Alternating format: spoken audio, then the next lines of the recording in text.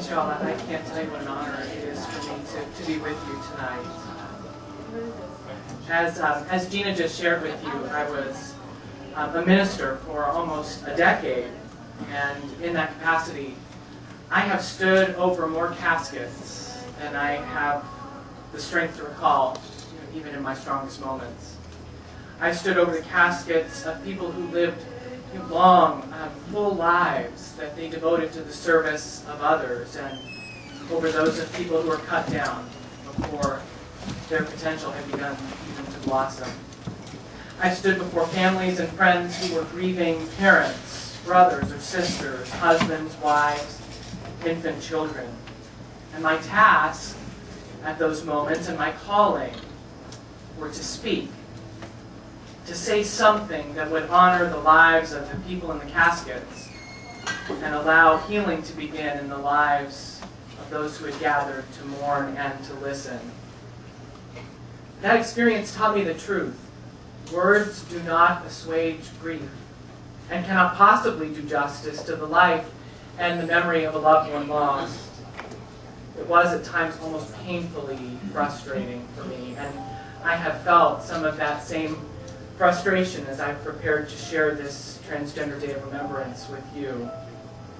And what can I possibly say that will help, or that will reverence our dead as they truly deserve? The only words that arise naturally to my mind are questions.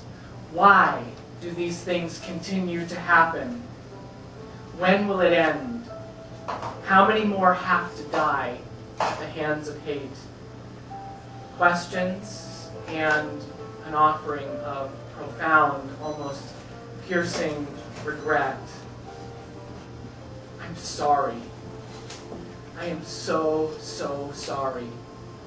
I'm sorry I didn't come out sooner. I'm sorry I haven't spoken out louder. I'm sorry for all the things that I could have done to make you safer, but didn't. Day of Remembrance reminds me that I'm one of the lucky ones. I'm one of the privileged few in our community. I have a wife and children and parents and friends who love and support and who encourage me. I have meaningful work that allows me to preserve my sense of human dignity. I have a roof over my head. I enjoy 3 good meals a day. And I haven't had to sell my body or my soul to obtain or preserve them. I live in one of the few places in America where I can dine in a restaurant, I can shop in a store, or I can take my kids to a public restroom without fear of being kicked out or having the police summoned. I even have a community of faith that embraces me, that values my gifts, and that's fighting for my rights. All of these things are blessings that most people in America take for granted every day, but which no transgender person can. And yet, despite my good fortune, like many of you, I'm often afraid. With the faces of those whose lives we commemorate tonight and the sheer inhuman brutality that they faced constantly in my mind, I look at strangers on the street differently. I worry when I notice someone staring at me a little bit too long on the subway. I get scared when I hear footsteps behind me in a dark parking lot. I hug my wife and my kids tight when I get home every night, and I thank God that I've made it. The Day of Remembrance reminds me that in spite of the privilege that I've been given, I could be next.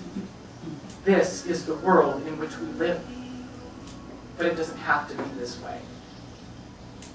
This moment, this very day, is one of the most crucial that our community has ever faced. And how we live into this moment will determine the way of life for future generations of transgender people. For some, it will make the difference between life and death. But we stand at this crossroads not because of the path that lies ahead of us, but because of the path that lies behind us. We're not here because, for the first time in our history, legal protection against hate crimes and employment discrimination are within our grasp, or because someone who is not ashamed or afraid to speak our name is about to move into the White House. We stand at this crucial juncture because of the people whom we memorialize tonight, because of the names that you've been seeing up here all night long. We stand here because of their integrity to embody the truth of who they were, despite years of harsh social conditioning demanding that they deny it.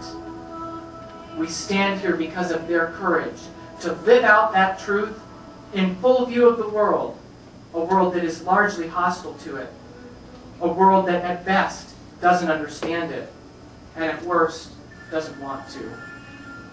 We have been given this opportunity by virtue of the lives that they lived and the deaths that they died. And history will judge us. History will judge us by our stewardship of the legacy that they have entrusted to us. Tonight, let us recommit ourselves to that legacy. Tonight, I recommit myself to it. I will live more boldly, and I will speak more loudly. I will not allow myself or my community to be marginalized, dehumanized by those who don't understand us or don't want to.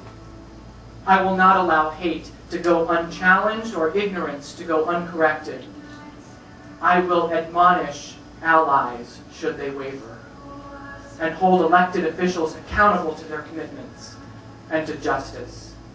I will not allow myself to be distracted, deterred, co-opted, or deferred, and I will settle for nothing less than a country and a world in which our right to exist and our human dignity are enshrined in the law and respected in the public square. And I will not rest until I can close my eyes and see the faces of Lawrence King and Angie and Joanna and Lloyd and all the others, and hear them whisper from somewhere beyond this world, well done. Thank you so much for sharing this evening.